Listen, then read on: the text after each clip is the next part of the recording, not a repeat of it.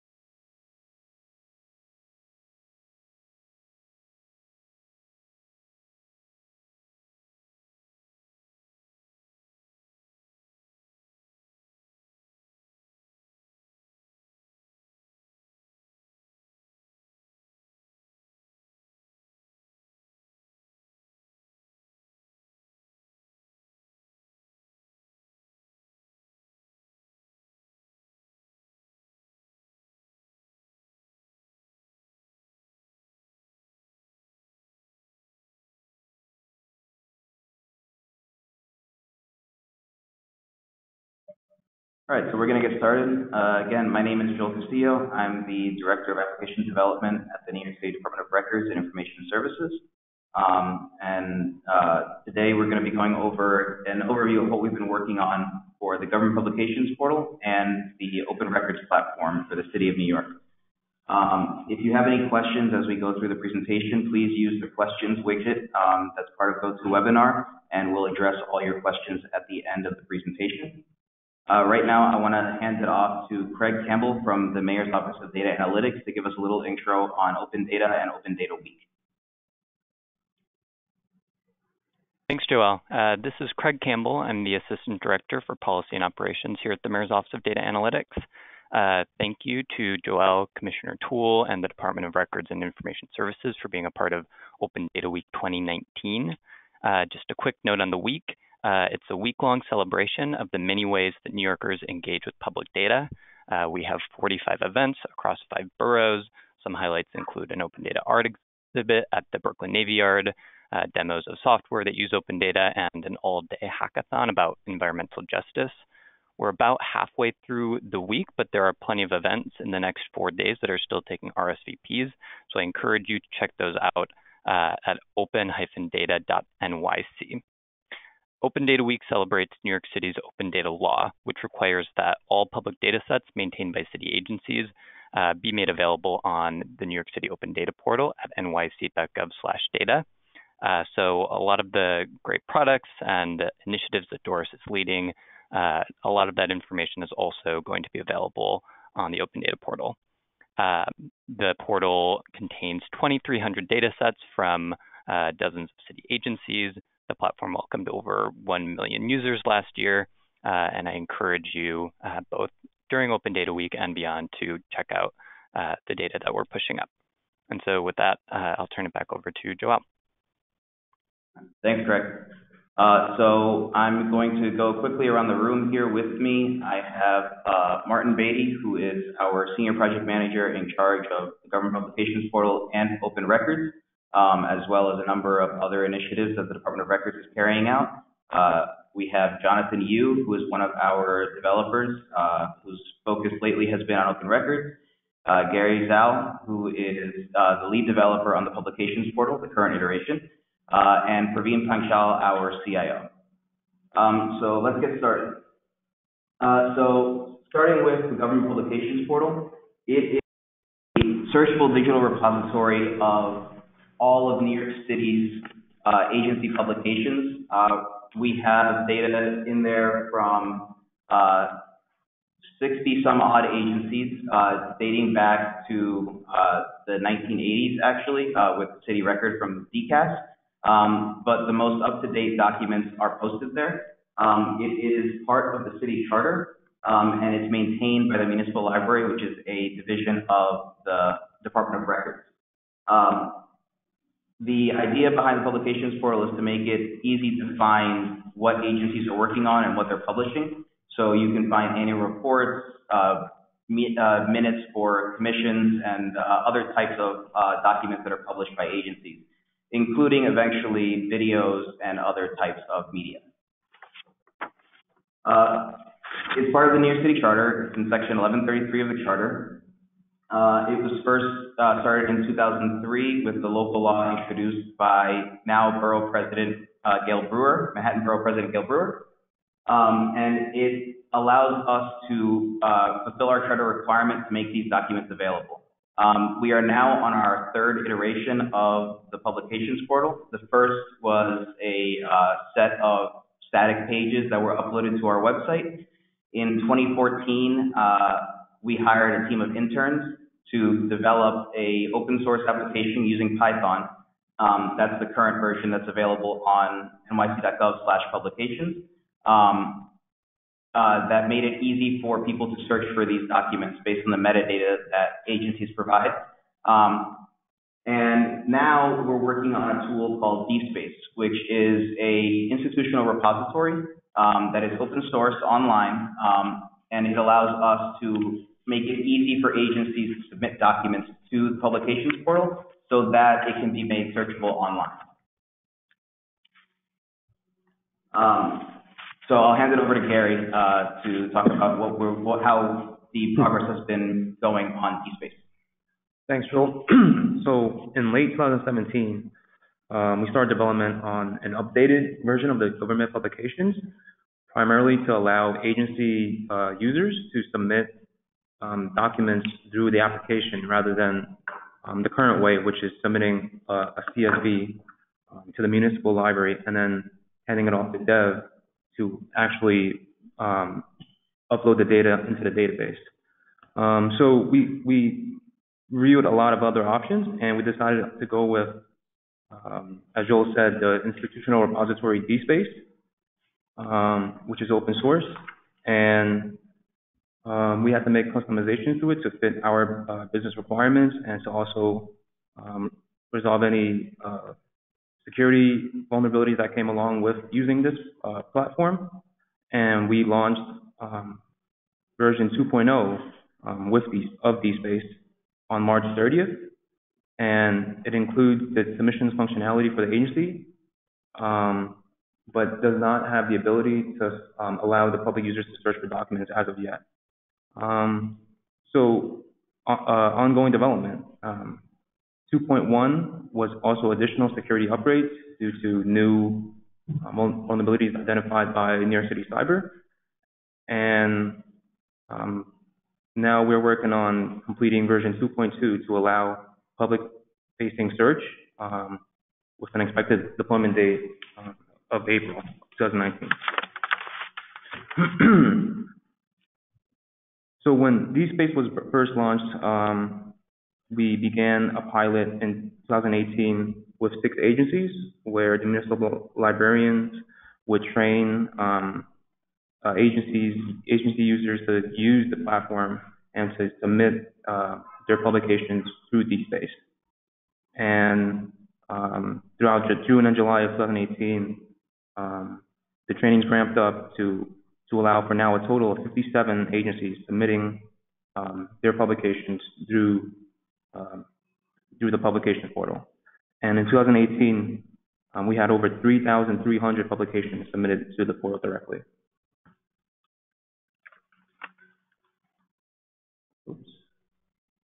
So this is a roadmap of the releases that we've accomplished. And starting with 2.0, which was back in 2018, we allowed for agency users to submit their documents.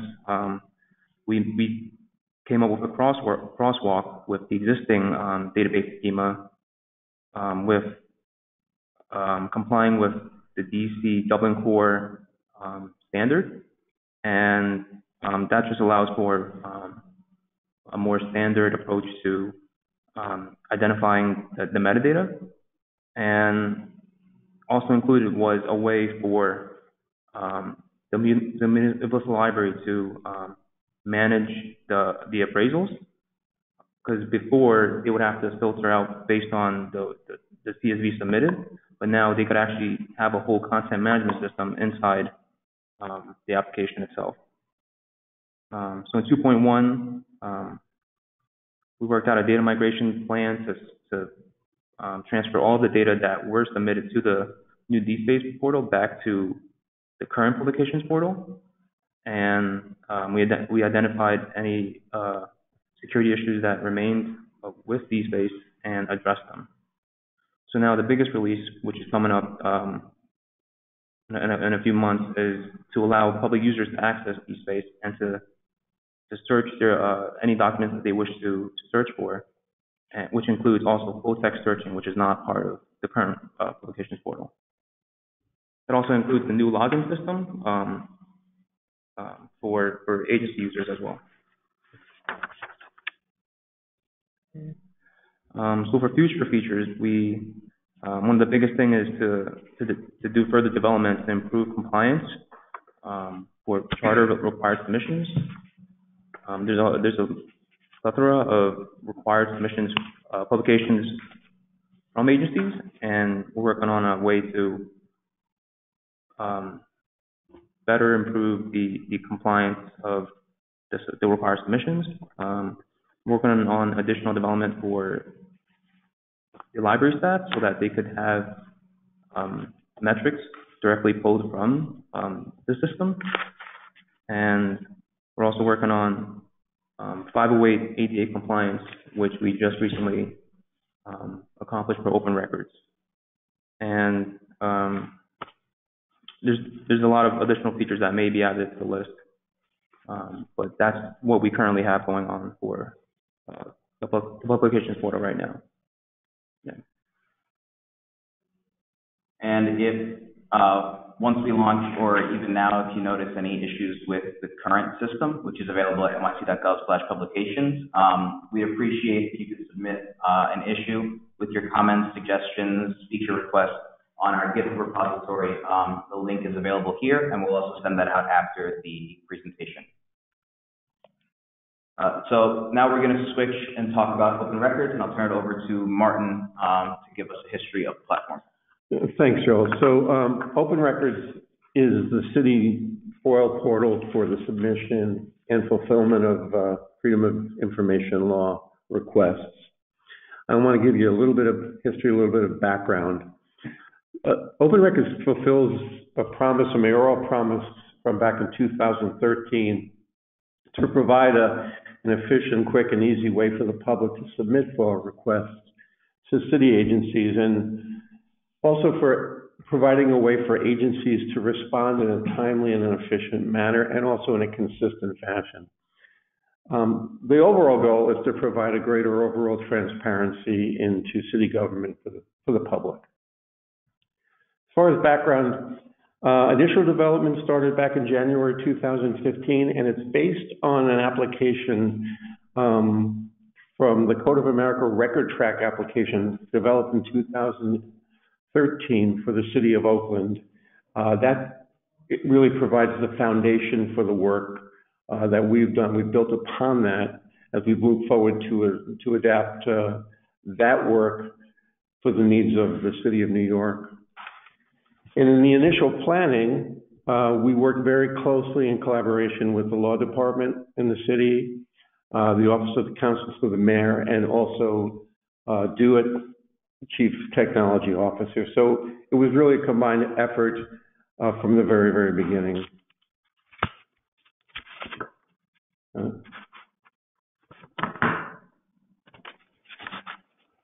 So just to talk a little bit about the initial development and launch, in 2015, Doris and DeWitt began working on the open source code based on the Oakland application, and started to create additional features and functionality that we really needed to meet the specific needs of the FOIL requests for city agencies.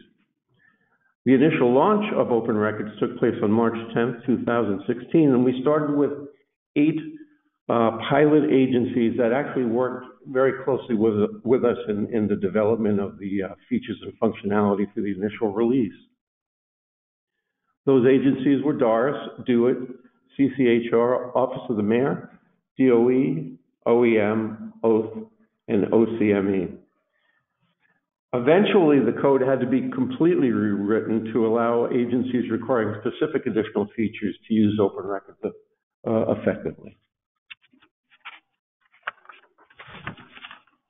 So after the initial release, we began the process of onboarding and training the agencies across the city in implementing a go-live process to try and get beyond the initial 8 agencies, all of the city agencies trained in using OpenRecords so that it provides a consistent fashion for requesters to submit a request and for agencies to fulfill a request. That process began shortly after the initial release on March 2016. We provided individual training, scheduling these agencies as quickly as we could, and then completed the go-live process so they could actually be, kind of flip the switch and actually begin using the application. There was some initial resistance initially.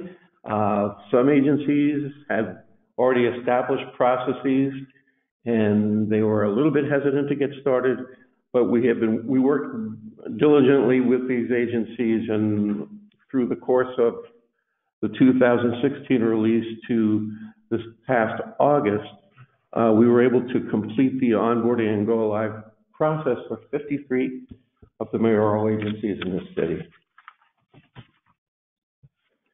As far as ongoing development, we've been working on additional features that are focused on now agency-specific requirements. Now that we had the basic portal out, there were some agencies, such as NYPD, FDNY, and DOT, that had very agency-specific needs, so we've turned our attention to trying to address those needs as we move forward. And as Gary mentioned, we've recently worked on complying with 508 ADA accessibility guidelines throughout the site, and we recently deployed a fully 508 compliant public version of the portal. And we're continuing to work on deploying agency-specific request forms and other agency-specific features as we move forward, so that every agency in the city can utilize the application to its fullest. So I'm going to turn it over to Jonathan, who's going to walk you through our roadmap and what we've been working on since the initial release. Thanks, Martin. So back in March of 2016, we launched our first 1.0 version of OpenRecords, and that's where the main foundation of the functionality lies. Some of the key features in that release was the ability for users to request a record online, for those users to search, use some basic keyword searching of existing records in the portal, a way for agencies to respond to these requests using email notifications sent directly from the portal, and a way for agencies to post responsive documents up to the request so that the requesters would have access to them. Then came version 1.1, where we added a 20-day delay to public posted responses. We found that that was needed to protect the privacy of the requesters. We added the ability for agencies to edit the automated emails that were sent out using the system, just so that they could further tweak the language, just so they would be able to handle each request on a case-by-case basis. We added the option for the agencies to add their own description in case originally their request title needs to be redacted, so they would provide more information on that. And they would have the ability to add multiple files at the same time to a request instead of doing them one by one.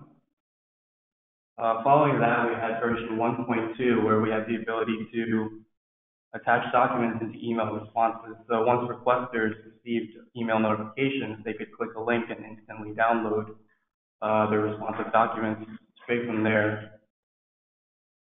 And we also uploaded the file size limit to be 500 megabytes in case any agencies had very large documents that needed to be sent out. As well as for the requesters, they now receive the email notification on the initial completion of their submission, just to know that the agency has received their request and that they're diligently working on it. So next came around is version 2.0, which was actually our complete rewrite of the current system of the 1.0 version. And the key features in this release was we added the ability for agencies to have admin functionality. That way that they could better delegate their work to their FOIL teams within each agency. That gave them the ability to provide individual permission access to each request. We also gave the public requesters the ability to upload their own file in case they had supplemental information that was not present on the form when they first filled it out. And then we added a lot more search filters to our search engine of the existing requests in OpenRecords, just to make it more robust, able to filter by things like title, by FOIL ID, certain date filters. And we also added the ability for public users to create their own accounts, because we found that some requesters were reoccurring, and it gave them more ability to consolidate everything into their account. In 2.1, we added a single sign-on service using social media accounts for those public requesters. That way they could sign in using their Gmail account, their Facebook account, Microsoft account, etc. On the agency side, we added a history section. That way that the agency was fully aware of what action was performed and by who for each request.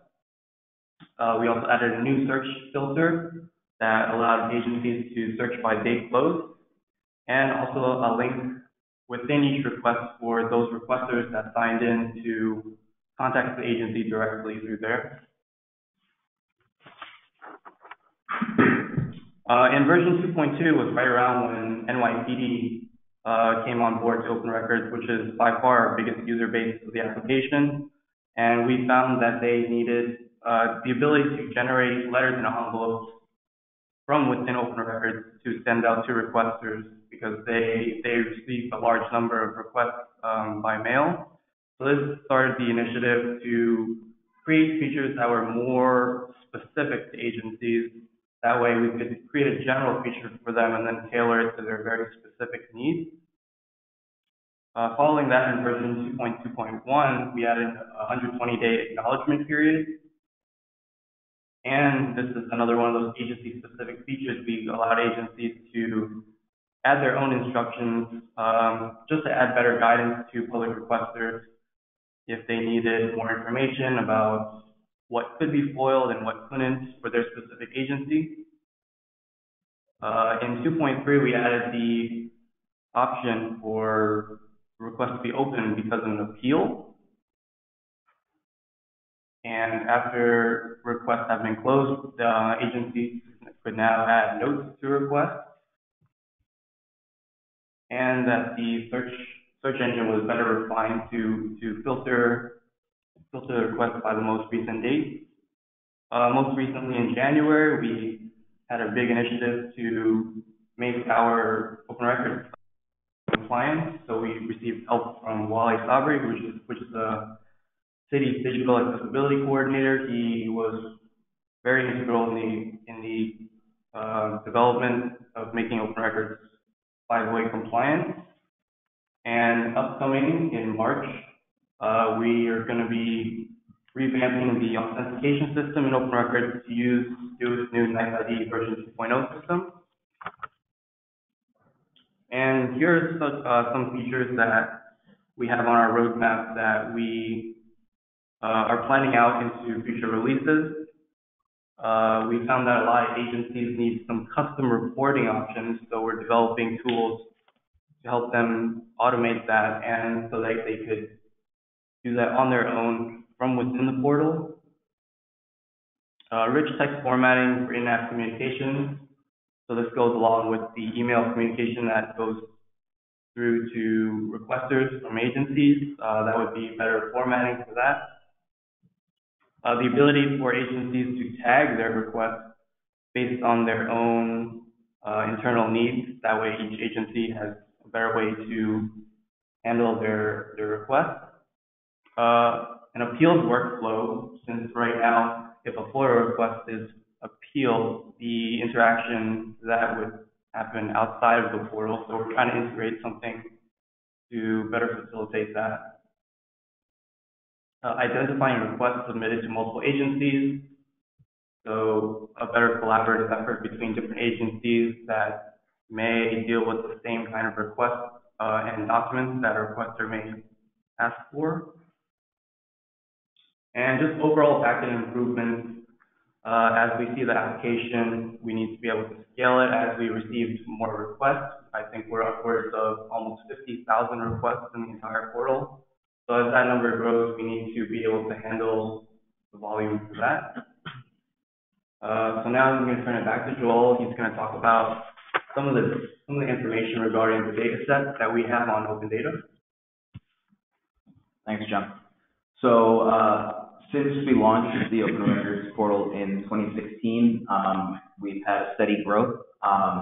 You'll note that in 2018, we went from getting about 10,000 requests a year to 41,000. That was due to NYPD and DOT going live.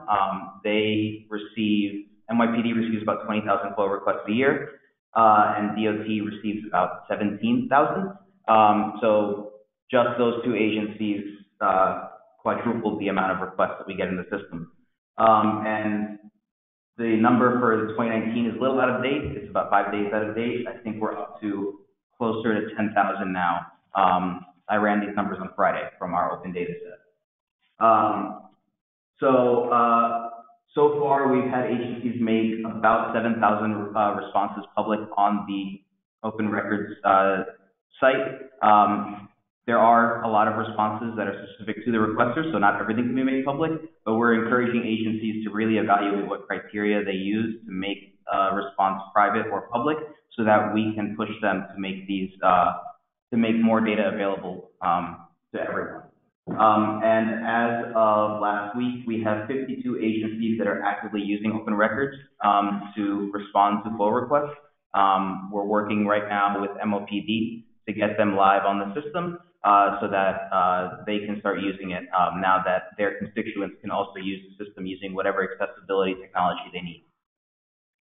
We have two data sets available on Open Data for OpenRecords. The first is a list of all of our FOIA requests. We're working with DoIT and MODA to automate this so that every night the most recent data sets get updated. Right now our data set is about a month old. But this gives you all of the public information that's available for a request, whether it's open or closed, the title, if it doesn't contain any private information, and who the point of contact for that request is. We also have a data set that covers the responses, lets you see what type of response an agency has uploaded, be it a file, they provided some instructions for picking up the records or reviewing them in an office. And if the response has been made public, you can actually get a link to download that response so that you can review what the agency has released. If you want to get involved with helping us shape OpenRecords, as you see in our roadmap, a lot of the features are focused on the agency experience. The number of FOIA requests overall has gone up since OpenRecords launched, so we want to make it as simple as possible for agencies to respond. But once we've cleaned up the system so that the process is streamlined for agencies, we would love to start working on prioritizing features for the public. So if you want to give us suggestions, if you notice any bugs, you can either submit an issue on our GitHub repository, which the link is available there, and we'll email that out, or contact us via the contact form on OpenRecords itself. One thing we neglected to mention is the data set that's available for the publications portal, which provides a full list of all of the publications that have been submitted. That will also be updated on a daily basis. And we'll give you access to download those documents as they are uploaded so that you can run your own queries on the data set that's available through our search engine. So that's it for the updates on OpenRecords and the publications portal. If you have any questions, you can send them on the webinar using the questions feature, or you can raise your hand and I'll unmute you so that you can ask us.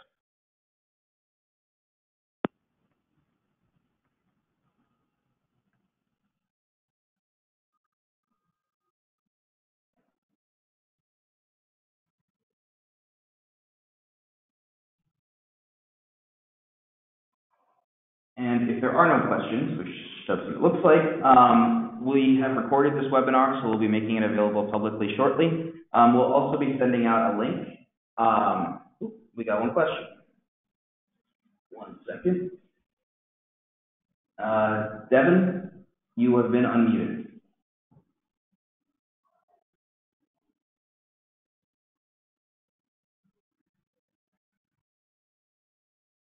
Hello? Oh, sorry. Hi. How are you? Yes? No. Is there a way to pull a feed of all Doris doc metadata? Hear me? Yeah. Oh, okay. Sorry. I was typing it as I talked, just in case. Okay. Yeah. Is there a way to pull a feed of all the Doris doc metadata? So like if I wanted to see, you know what I mean?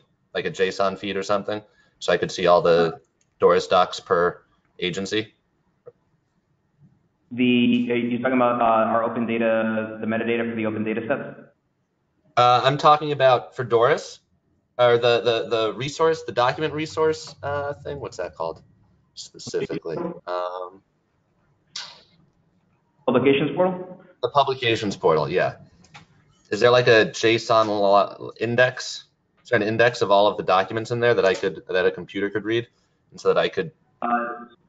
Export the data from the Socrata Open Data Portal. Our data set there is the government publications listing, although it's changing, and we'll send the updated name to the attendees of this webinar. But you can export that data in Excel, CSV. Sure, yeah, it's in Socrata. Cool. So it's in Socrata. Yeah, great. Okay, I will look for it there. Sorry, what was that? We don't have an API built directly in the application. We use the Open Data Portal for that. That's great. Okay, cool. And it's called the what's it called? If I were searching for it again. The current version is the government publications listing.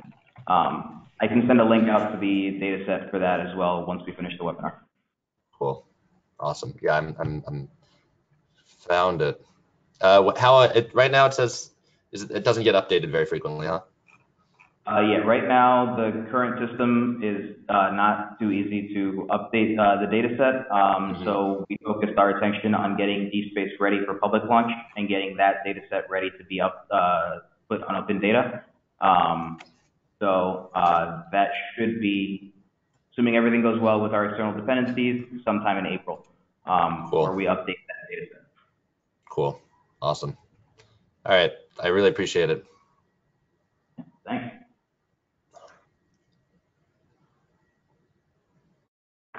Any other questions?